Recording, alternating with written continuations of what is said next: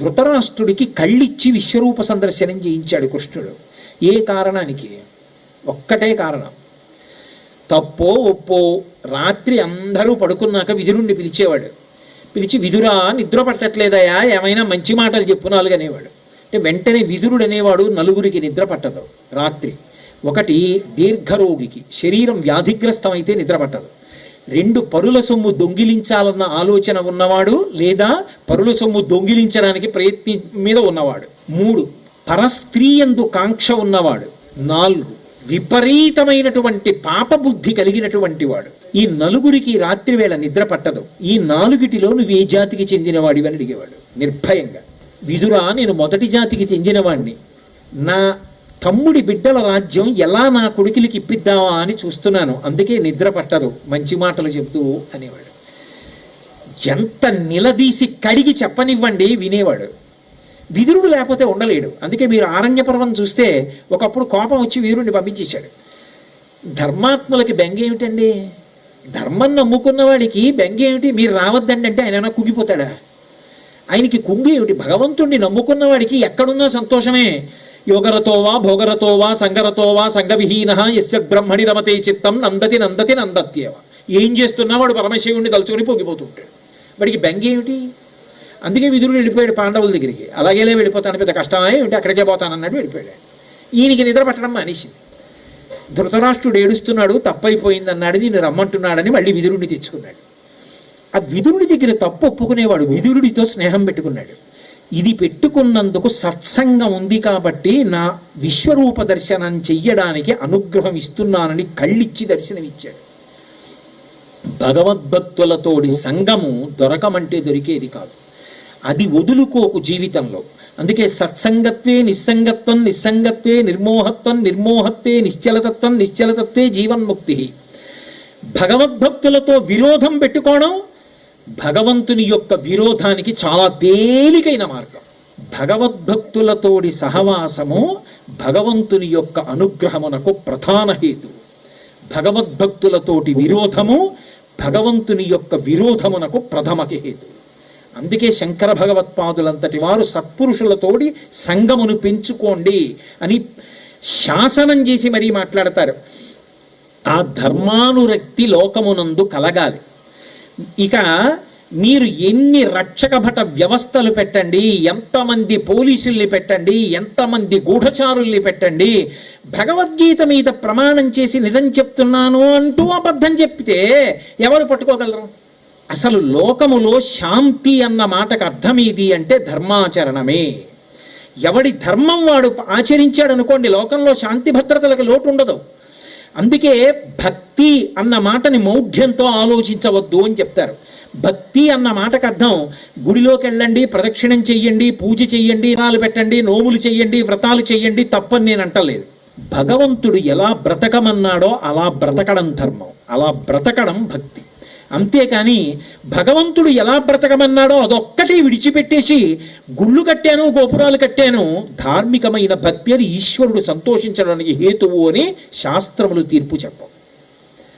భక్తి అన్న మాటకు అర్థం ఏమిటంటే ధర్మమే.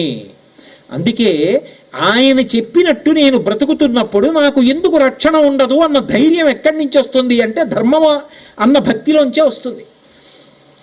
భక్తి ఉందనుకోండి, రెండు ఉంటాయి. ఇవి రెండు పరస్పర విరుద్ధ విషయాలు నిజానికి. ఒకటి పిరికితనం ఉంటుంది, రెండు ధైర్యం ఉంటుంది. నేను ఈ మాట అన్నప్పుడు మీకు అయోమయంగా ఉంటుంది. ఇది పిరికితనం ఉండడం ఏమిటి, ధైర్యం ఉండడం ఏమిటి? ఉంటే పిరికితనం ఉండాలి, లేకపోతే ధైర్యం ఉండాలి. పిరికితనం ధైర్యం రెండు ఒక్కసారి ఎలా ఉంటాయి అంటే భగవద్భక్తి కలిగిన వాడికి ఒక పిరికితనం ఉంటుంది, హెల్దీ ఫియర్ అంటారు. అది ఆరోగ్యవంతమైన భయం. ఏమిటి ఆ భయం అంటే, నేను ఒక తప్పు చేస్తే ఎవడైనా చూశాడా చూడలేదా సంబంధం కాదు. నేను ఒక పని చేసేటప్పుడు ఈశ్వరుడు ఒకడు ఉన్నాడు. కంచి కామకోటి పీఠాధిపత్యం వహించిన మహాపురుషులు చంద్రశేఖరేంద్ర సరస్వతి స్వామి వారు ఒకప్పుడు భిక్షావందనం చేసి భోజనం పెట్టారు. పెడితే వారు భిక్ష స్వీకరిస్తూ ఒక పప్పు అన్నం నోట్లో పెట్టుకుని అన్నారు. వంటవాడి వంక తిరిగి, పప్పు చాలా బాగుంది, ఏం పప్పు అయ్యా అని అడిగారు. తోటకూర పప్పు అన్నాడు. రెండో రోజు కూడా అదే పప్పు వేశాడు, మూడో రోజు అదే పప్పు వేశాడు, నాలుగో రోజు అదే పప్పు వేశాడు. ఆయన అడిగారు, రోజు తోటకూర ఎక్కడిది అని అడిగారు. మీకు తోటకూర పప్పు ఇష్టమని చెప్పాను, శిష్యులు మోపులు మోపులు తెస్తున్నారన్నారు. ఆహా అంతే అన్నారు ఆయన. ఆ మరునాడు ఆయన్ని భిక్షావందనం చేసి పిలిచారు భిక్షకి. ఆయన తిన్నగా గోశాలలోకి వెళ్ళి గోమూత్రాన్ని ఆచమనం చేసి గోమయాన్ని తీసి నాలుక మీద రాసుకుని వెళ్ళిపోయారు. ఇవాళ భిక్ష చేయట్లేదు అన్నారు. 1 రోజు అయిపోయింది, 2 రోజులు అయిపోయింది, 3 రోజులు అయిపోయింది, 4 రోజులు అయిపోయింది. భిక్ష చెయ్యవలసిన వేళకి గోశాలకు ఎడుతున్నారు, గోమూత్రం ఆచమనం చేస్తున్నారు, గోమయాన్ని నాలుక మీద రాసుకుంటున్నారు, వెళ్ళిపోతున్నారు. శ్రీకార్యం అంటే పీఠం మేనేజర్ అనొచ్చేమో.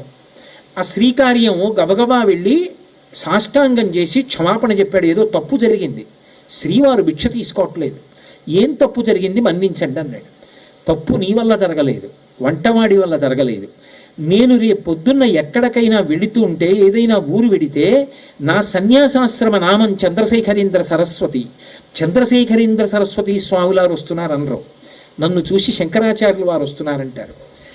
ఈ వేషం కట్టినందుకు శంకరాచార్యుల వారికి ఇచ్చిన గౌరవం ఇచ్చి నేల మీద పడతారు. 1000 మంది వచ్చి కూర్చుని నేను చెప్తున్న మాట వింటారు. ఇంద్రియాలకు బానిసల కండి అని చెప్పవలసిన నేను తోటకూర పప్పు రుచికి లొంగి ఏ పప్పు అని అడిగానే. రోజు పప్పు వేస్తున్నాడే, రేపు ఎక్కడికి వెళ్ళినా సాములారికి తోటకూర ఇష్టమని చెప్పి మోపులు తెచ్చి కొన్నాళ్ళకి అకాలంగా ఈ తోటకూర తేలాక చస్తున్నాం, ఇదేం స్వాములారు అంటారే. శంకర భగవత్పాదుల పరువు నా నాలిక వల్ల పోలేదా? ఏ నాలుక రుచికి లొంగిందో దాన్ని 4 రోజులు గోమయంతో శుద్ధి చేసి గోమూత్రంతో ఆచమనం చేసి శుద్ధి చేశాను. పొరపాటు నాది, ఇక పైన ఎప్పుడు రుచికి లొంగనన్నారు. Healthy fear. ఆ పీఠానికి ఆజ్యులైన శంకరుల పట్ల వారికి ఉన్న గౌరవం అటువంటిది. అందుకే అంత కీర్తి గణించారు మహానుభావుడు, అపరశివావతారం అయ్యారు. అది ధైర్యాన్ని ఇస్తుంది. ధర్మం అంటే భక్తి ఎవరి పట్ల? భగవంతుడి పట్ల. వాడు ఎలా చెప్తున్నాడో నేను అలాగే బతుకుతున్నాను, నేను ఇంకొకలా బ్రతకట్లేదు. నేను అలాగే బ్రతుకుతున్నప్పుడు నన్ను వాడెందుకు కాపాడడు? నా ధైర్యానికి కారణం వాడు, నేను ఇలా బ్రతకడానికి కారణం వాడు. వాడు ఉన్నాడని నేను నమ్మి నిలబడ్డాను. వాడు నన్ను అన్యాయం చేస్తాడా? వాడు నన్ను అన్యాయం చేయడు. ఈ ధైర్యం ఉన్నవాడే ఏ స్థానంలో కూర్చున్నా సరే ఆ స్థానానికి న్యాయం చేయగలడు. అందుకే భక్తి మౌఢ్యం కాదు, భక్తి ధర్మము. ఇది మీరు బాగా గుర్తుపెట్టుకోవాలి. భక్తి పూజ గదికి మాత్రమే పరిమితమైతే మౌఢ్యం. భక్తి ధర్మముగా విస్తరించినది పండినటువంటి భక్తి. అందుకే భక్తి వీరికి పనికొస్తుంది, వీరికి పనికిరాదు అని సిద్ధాంతం చేయకూడదు. అందరికీ భక్తి కావాలి. భక్తి అంటే ధర్మం. ఆ ధర్మం అందరి యందు పరిఢవిల్లిందనుకోండి, అదే అప్పుడు జీవితాలన్నీ శాంతియుతంగా ఉంటాయి. ఎవరి ధర్మాన్ని వాళ్ళు నిర్వర్తించారనుకోండి, ఆశ్రమాన్ని బట్టి ధర్మం ఉంటుంది. ఒక బ్రహ్మచారిలా బతుకుతున్నాడు, గృహస్థులా బతుకుతున్నాడు, వానప్రస్థులా బతుకుతున్నాడు, సన్యాసిలా బ్రతుకుతున్నాడు. ఎవరు ఏ ధర్మాన్ని నిర్వర్తించాలో ఆ ధర్మాన్ని వాళ్ళు నిర్వర్తిస్తున్నారు. సంఘర్షణలు ఎందుకుంటాయి? ఎందుకు గొడవలు ఉంటాయి? ఎందుకు అంత రక్షకభట వ్యవస్థ అవసరం ఉంటుంది? ఉండదు. ఎప్పుడైతే ధర్మము లుప్తమైపోయిందో, మీరు ఎన్ని శాసనాలు పెట్టండి, ఎంత కష్టపడండి, ఏం చెయ్యండి, వ్యక్తులు శాంతిగా బ్రతుకుతారన్న హామీని ఇవ్వడం మాత్రం కష్టమైపోతుంది. నేను ధర్మాన్ని విడిచిపెట్టేయడానికి సిద్ధపడిపోయాననుకోండి, నన్ను మించిన పెను ప్రమాదం మీ దగ్గర ఇంకొకటి లేదు. నేను రాత్రి రైలు ఎక్కాననుకోండి, ఇది ఏదో ఏసీ 2 టైరో ఏసీ ఫస్ట్ క్లాస్లోనో వెళ్తున్నాను, క్యాబిన్లో ఉన్నానని తలుపులు 2 దగ్గరికి వేసేసుకుని గడియ వేసేసి ఓహో పెద్ద పందిరి పట్టు పంచం అంత బెర్త్ అని చెప్పి ఉన్నది 4 అందరూ పెద్ద అధికారులే అయ్యి ఉంటారని పడుకున్నాను. పోనీ ఇంకొకరు ఎందుకు 3 పడుకున్నారు, నేను పడుకున్నాను. కానీ నాలో ఉంది దొంగ బుద్ధి. ఏసీ ఫస్ట్ క్లాస్లో ఎక్కి ప్రయాణం చేసేవాళ్ళంటే ఆ మాత్రం ఈ మాత్రం లేని వాళ్ళు కారు. మెళ్ళల్లో ఉండకుండా ఉండరు, వేళ్లకుండకుండా ఉండరు. కాబట్టి ఎంత చక్కగా ఉంటుందో దొంగతనానికి తలుపు వేసేసి ఉంటుంది. కాబట్టి చడి చప్పుడు ఉండదు. రాత్రి 1 రుమాలు 3 బుక్కులకి చూపిస్తే చాలు, ఎంతైనా దొరకచ్చు అని నేను ఎక్కాననుకోండి. వాళ్ళ 3కి ఏం తెలుస్తుంది? ఇప్పుడు నా అంత ప్రమాదకారి ఎవరైనా ఉన్నాడా అక్కడ? ధర్మాన్ని విడిచిపెట్టేయడం అన్నది ఎంత ప్రమాదానికి వెడుతుందో ఎవరూ చెప్పలేరు. అది ఎప్పుడు ప్రమాదాన్ని తెస్తుందో ఎవరూ చెప్పలేరు. ఎప్పుడు భద్రత కొంప ముంచేస్తుందో ఎవరూ చెప్పలేరు. అది ధర్మానికి కట్టుబడ్డవాడు అనుకోండి, వాడికి ఆకలిస్తోంది, తినడానికి లేదు, అడిగి తింటాడు. అయ్యా 2 రోజులు అయిపోయిందండి, చాలా ఆకలిస్తోంది, దయచేసి ఏమైనా కొద్దిగా పదార్థం పెట్టండి, కడుపు నింపుకుంటానని అడుగుతాడు తప్ప ధర్మాన్ని మాత్రం విడిచిపెట్టాడు. ధర్మం ఉందనుకోండి అందరూ శాంతిగా ఉంటారు. అందుకే లోకంలో అన్నిటికన్నా మహోపకారం ఏది అంటే ధర్మ ప్రబోధమే. ఈ లోకంలో ఎందుకు మహాత్ములు కూడా తమలో తాము రమిస్తూ ఉండిపోగలిగినటువంటి పెద్దలు ఎందుకు ప్రవచనం చేస్తుంటారు అంటే ధర్మాన్ని లోకంలో నిలబెట్టడానికి. ఆ ధర్మం నిలబడడానికి వ్యాస వాల్మీకాది మహర్షులు ఇంత వాంగ్మయాన్ని ఇచ్చారు. ఆ ధర్మమే శాంతికి, ఆ ధర్మమే ఉన్నతికి, ఆ ధర్మమే మోక్షానికి, ఆ ధర్మమే కీర్తికి, ఆ ధర్మమే తాను తరించడానికి, ఆ ధర్మమే తన ముందున్న వాళ్ళు తరించడానికి, తన వెనక వాళ్ళు తరించడానికి, ఈశ్వరుని యొక్క అనుగ్రహానికి, దేశ కీర్తి ప్రతిష్టలకు కారణమవుతుంది. ఈ దేశం గొప్పతనం అంతా దేనివల్ల వచ్చింది? ఏదో పెద్ద పెద్ద ఐశ్వర్యవంతుల వలన కాదు. ఈ దేశానికి గొప్పతనం ఎందుకు వచ్చింది అంటే ఇక్కడ పుట్టినటువంటి మహర్షులు త్యాగే నైకే అమృతత్వమానసు, దాచుకోవడం కాదు పంచిపెట్టేయడం వల్ల అమృతత్వాన్ని పొందుతాడని నిలబడిన మహర్షులున్నారే, వాళ్ళ పాద స్పర్శ చేత ఈ గడ్డకింత గొప్పతనం వచ్చింది. ధర్మాన్ని పాడు చేసేయడం లోకానికి సర్వనాశనాన్ని కల్పించడం. అందుకే ఏది చెయ్యండి అది ధర్మాన్ని నిలబెట్టేదవ్వాలి, ధర్మాన్ని ప్రోధి చేసేదవ్వాలి, అవతల వాడిలో ధర్మమునందు అనురక్తి కల్పించేదవ్వాలి తప్ప ధర్మాన్ని విడిచిపెట్టి నువ్వు బ్రతకగలవు, సంతోషపడగలవని చెప్పేది ఏదైనా కూడా లోకాన్ని పాడు చేసేదే అవుతుంది. మనుష్యుని యొక్క ధర్మమునందు అనుష్ఠాన బలం పోతే ప్రకృతి యొక్క ధర్మము, ఋతుధర్మములు పోతాయి. వర్షాకాలంలో వాన పడాలి, వసంత ఋతువులో వర్షం పడింది అనుకోండి, పంటకొచ్చినటువంటి పంట పొలాలు మునిగిపోతాయి. అంటే ఋతుధర్మం మారుతోంది. ఎందుకని? ఋతువుది తప్పు కాదు, తప్పు మనది. మనం ధర్మాన్ని వదిలిపెట్టాం. మనం ధర్మాన్ని వదిలిపెడితే ఋతుధర్మం మారుతుంది, ప్రకృతి యొక్క ఆగ్రహం అక్కడ ప్రారంభం అవుతుంది.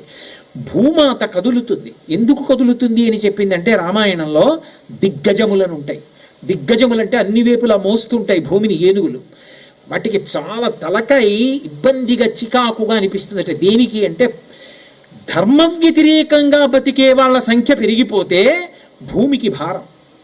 అప్పుడు ఆవిడ బాధపడితే ఏనుగులకి భారంగా ఉంటుంది. ఏమిటో పాపం ఈవిడ్ని ఇలా ఇబ్బంది పెడుతున్నాం ఇలా అంటుంది తల. ఆ ఏనుగు తల కదిపితే భూకంపం వచ్చిందని చెప్పారు వాల్మీకి మహర్షి. ధర్మమే ఆధారము. సమస్త జీవన విధానమునకు, శాంతికి, అభ్యున్నతికి ధర్మము వినా వేరొకటి లేనే లేదు. అటువంటి ధర్మాన్ని ఎంతకాలం పట్టుకుంటామో అంతకాలం అభ్యున్నతి అన్న మాటకి అనుమానం లేదు. ధర్మో రక్షతి రక్షిత. ధర్మాన్ని రక్షించండి అంటే దాని అర్థం ప్రసంగాలు చెయ్యండి అని కాదు. ఆశ్రమ ధర్మము అంటే మహానుభావుడు కామకోటి పీఠాధిపత్యం వహించిన చంద్రశేఖరేంద్ర సరస్వతి మహాస్వామి 92 సంవత్సరాల వయస్సులో సన్యాసాశ్రమ ధర్మానికి వాహనం ఎక్కనని ముందు వెళ్ళిపోతున్న రిక్షాని ఎడంచేత్తో పట్టుకొని కుడి చేత్తో కాషాయ దండాన్ని పట్టుకొని వదులుగా కట్టుకున్న బట్ట జారిపోతుందేమో అన్నట్టుగా నియమపాలనం వల్ల లోపల ప్రేగులు మడతలు పడిపోతే ఉరప్పంజలంలా శరీరం అయిపోతే విభూతి ఇలా పులువుకుని ఇంత కుంకంబొట్టు పెట్టుకుని సత్యదండం పట్టుకుని రిక్షా పట్టుకుని నడిచి వెళ్ళిపోతుంటే, మామూలుగా నడవలేక వెళ్ళిపోతుంటే ద్రవిడ దేశంలో అట్నుంచి వస్తున్న బస్సులాపి బస్సుల్లోంచి కిందకి దిగి చెప్పులిప్పి రహదారికి 2 వైపులా నేల మీద పడుంటే మధ్యలోంచి మహాస్వామి రిక్షా పట్టుకుని వెళ్ళేవారు. అటువంటి ధర్మాత్ముడు కాబట్టే శరీరం విడిచిపెట్టేసిన తరువాత, వారు బ్రహ్మీభూతులైపోయిన తరువాత కూడా పైన చొక్కాతో కానీ బనీన్తో కానీ ఆయన శరీరాన్ని చూసిన వాడు కూడా లేడు. అంతే ధర్మాన్ని లోకం పాటించింది. ఎవడు ధర్మాన్ని పాటిస్తాడో వాడి యందు ఆ తేజస్సు నిలబడుతుంది. ధర్మాన్ని పట్టుకున్నవాడు ఎక్కడ ఉన్నాడో అక్కడ శాంతి ఉంటుంది. ఒక్కొక్క ధర్మాత్ముడు బ్రతికినటువంటి ఇల్లు దేవాలయమై బారులు తీరుతారు ఆయన్ని చూడ్డానికి. ఆయన ఉన్నందుకు, ఆయన తిరిగినందుకు అటువంటి ప్రకంపనలు ఉంటాయి ఆ ఇంటికి.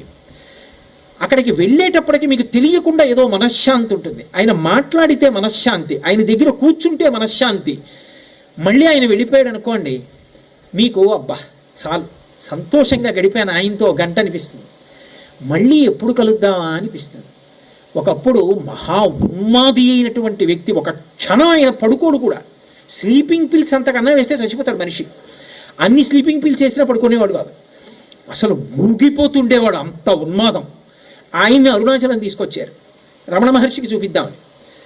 అతన్ని 10 మంది కలిపి కాళ్ళు చేతులు పట్టుకుని రమణ మహర్షి ఆశ్రమంలోకి తీసుకెళ్లారు. భగవానులు సోఫాలో ఇలా పడుకుని ఉన్నారు. ఆ గడప దాటించి లోపలికి తీసుకెళ్లారు. ఊగిపోతున్నాడు, ఆయనేం కదలలేదు. లోపల ధ్యానంలో ఉన్న వాళ్ళందరికీ భంగం అయిపోయింది. ఇలాగే చూస్తున్నారు ఆయన. ఆ లోపలికి వచ్చిన వ్యక్తి ఊగిపోతూ ఇలా చూశాడు రమణల వంక. ఆయన ఇలా చూశారు, అంతే. ఒక్కసారి నీరసపడిపోయిన వాళ్ళ కూర్చున్నాడు.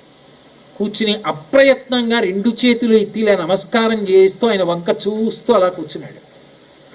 ఆ తర్వాత తీసుకొచ్చిన వాళ్ళు తెల్లబోయారు, వీడు పుట్టిలా ఎప్పుడూ కూర్చోలేదు. తర్వాత అక్కడి నుంచి తీసుకెళ్ళిపోయి కారెక్కించారు. కారెక్కించే వరకు కూడా ప్రశాంతంగా ఉన్నాడు. ఆ తర్వాత మళ్ళీ ప్రారంభమైంది. ఇది దేశం సాధించిన గొప్ప విశేషం. ధర్మాన్ని పట్టుకున్న వాడి విషయంలో పుట్టుకతో శత్రుత్వం ఉన్న ప్రాణులు మిత్రులైపోతాయి వాళ్ళు ఉన్న చోట. శృంగేరిలో శంకరుల పీఠం ఎందుకు పెట్టారండి? పాము కనపడితే కప్ప మింగేస్తుంది.